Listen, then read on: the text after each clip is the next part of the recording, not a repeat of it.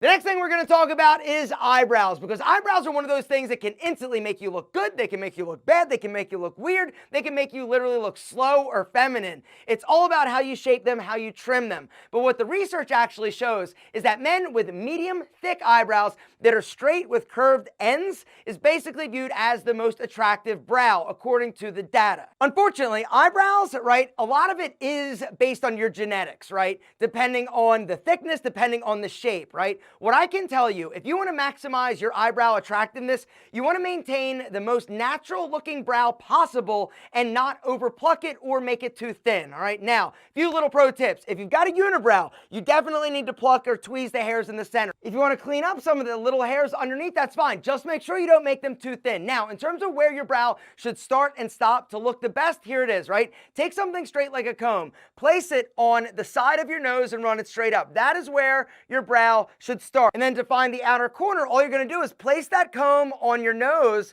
and run it towards the corner of your eye. That is aesthetically where your brow should start and stop.